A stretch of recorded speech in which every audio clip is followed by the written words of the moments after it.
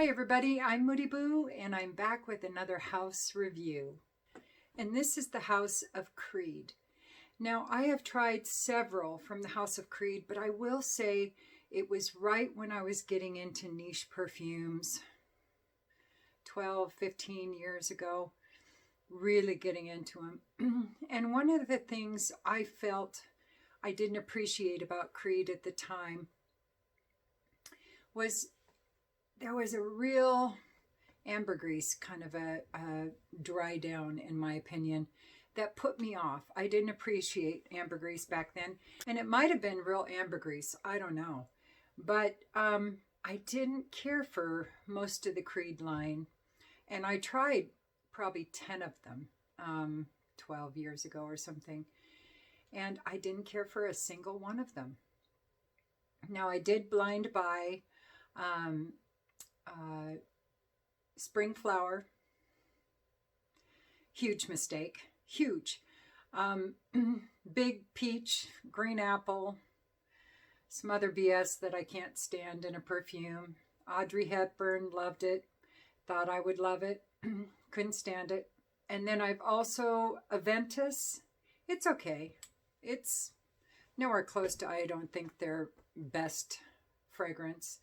I know it's a big hyped perfume, but honestly, I just think it's about average. It's right up there with Melissa May Imperial, which I really enjoy. But I love Original Santal better than both of those. I really do. And Green Irish Tweed, I love that one also more than Ventus. So, and Ventus for her was okay, but it did knock my socks off, so I didn't pop for it, at least not yet. I like to revisit a lot of these perfumes because a lot of times my mind will change. So what else have I tried from Creed? Now I did almost pop for Love in Black because I did really enjoy that one. Love in White wasn't my thing, but Love in Black I really did enjoy. But it still wasn't enough for me to pop for that kind of money. Now the price has gone way down, and I may end up buying it one of these days because you can get it pretty cheap on FragranceNet and some of those sites. But I still haven't done it. And I think part of the reason I haven't bought it yet is because I'm not a big violet person. It has to be done just right. It's one of those notes, and maybe I should do a top 10 least liked notes. And then a top 10 best liked notes. Maybe I'll do that. But I'm just not that big of a violet person, unless it's a sweet violet. Like Hilde Soliani makes a violet Parmesan, I think it's called. Parmesan? Maybe it's not Parmesan. It's not something you sprinkle on your spaghetti. Of that, I'm sure.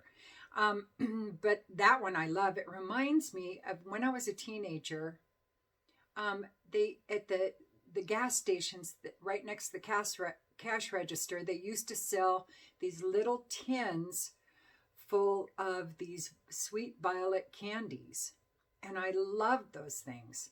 And it Hilde Soliani's reminds me of that. But Love in Black does not.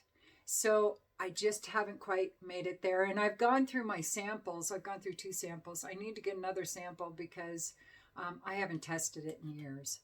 So, but that is one that potentially could be in my collection in the future. Another one that may end up in my collection is Royal Water. I have loved that one. Why I haven't bought it, I don't know. It's a beautiful citrus, juniper berry, very green, very fresh, very energizing. It just uplifts me, that perfume. And I have got to get it. I don't know why I don't. It would be a perfect spring-summer perfume. Oh, so yeah, that's one that's probably going to end up in my collection is Royal Water. One that I'm surprised from Creed that I've never liked, but I haven't tried it in many years, is Venetia. Now, I do want to revisit that one because the notes in it look amazing, but every time I've smelled it, I've been very disappointed. It says it's an amber, sandalwood, ambergris, rose, vanilla kind of a perfume. And I don't remember that's what I was getting. I was getting heavy ambergris and white florals with a little bit of rose in there, and I did not care for it. But like I said, I haven't smelled it in years. Also, when I was at the Ala Moana shopping center on Oahu, I tried quite a few of the Creed Aqua original line, and none of them wowed me. But that is the only time I've tested them was then. And I ended up buying an Atelier Cologne. I think it was Immortal Blanche. And totally passed them. And I smelled every one of them. I really wanted to buy a Creed. I really did. But they didn't do it for me. The first one that did do it for me, I've talked about before, and that's Creed Sublime Vanille.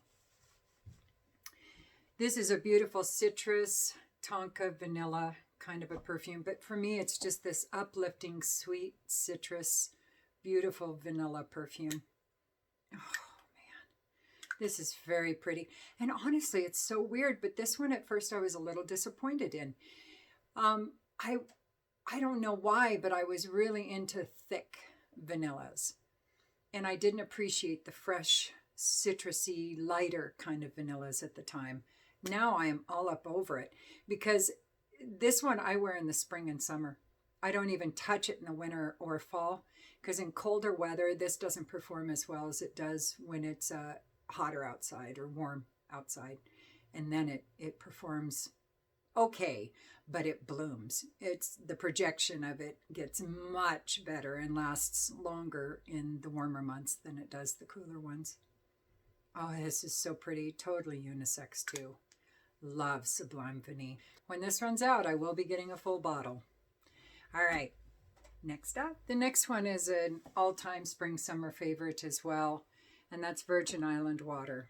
Now, it's kind of on everybody's spring-summer perfume list. Coconut, lime.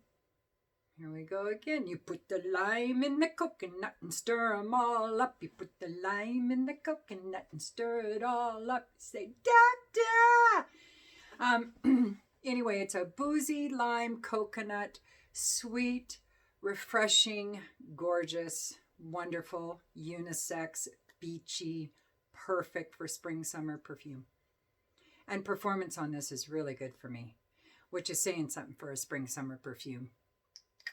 I love this. This is my second little bottle. Why don't I just buy a big bottle? Inquiring minds.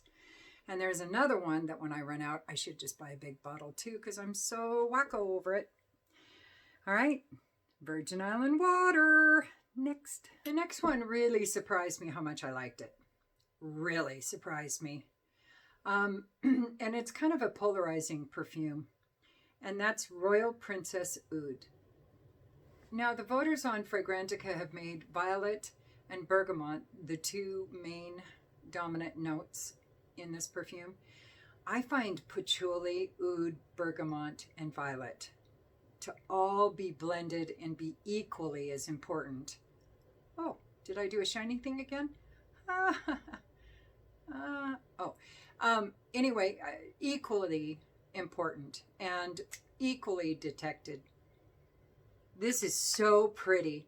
The oud is really in the background. It adds just a hint of sour to it. But this is that good kind of sour, not horrible, bad feet kind of sour. This is a earthy kind of sour. Well, if you smell oud, you know what I'm talking about. Now, it says that there's some iris and rose and sandalwood and some white florals and vanilla and I think some benzoin or something in the background or in the dry down. It's kind of a fresh, slightly sour, slightly sweet patchouli in the beginning for me. I know that's not what everybody else smells, but that's what I smell. But when it dries down, it gets a little sweeter, a little oudier, a little floral, and it's gorgeous. I know a lot of people don't like it, but I love it. Performance on this is crazy. One spray only. That's all I ever do with this perfume. But it's called Royal Princess Oud. This to me is so unisex. So if you can get past the name, you guys are non-binary out there, it's amazing stuff, I think. I love it. And that's Royal Princess Oud. All right, last up. The last one is a beauty. Silver Mountain Water. Oh, this is my second one of these too. I need to buy a big bottle of this. Bad. This is tea and berries and musk and some citruses and a little sandalwood. But only in the dry down do you get any of that. It's all a sweet, musky, slightly fruity tea to me. It is so pretty, so unisex. I think a lot of women think that this is rather masculine. I do not. It depends on the wearer. Beauty is in the eye of the wearer. Because I put this on, it becomes sweeter on me. I have blasted my husband with it more than once. And it becomes drier and a little more of the tea comes out. Where on me, more of the berry and citrus comes out. And it's gorgeous. I love this. This is one of my all-time spring-summer perfumes. I always put it in my spring-summer perfume list, this and Virgin Island water. So I try not to put, I'm trying not to duplicate too many perfumes in too many different lists, because nothing bugs me more than looking at thumbnails of very popular perfume reviewers, and they're doing several top 10 lists holding the same bottles of perfume up every time. It's like, really? Is that the best you can do? Yeah, I'd rather give you some variety. That's all I'm saying. So, and the performance on this is crazy. It's really good. Creed usually never has performance issues. It's a good house, but it's an acquired taste. I had to learn to love them. I had to grow into them. And that's for sure. And now that I have, I'm ready to explore more of the newer creeds. I don't know about the older ones, because that ambergris, yeah, ambergris has to be done right. And I prefer the synthetic ambergris notes to the real ambergris, personally. But that's just me. All right. Anyway, I just love y'all, and I hope you stay safe. I want you to be well. All right, everybody. Peace.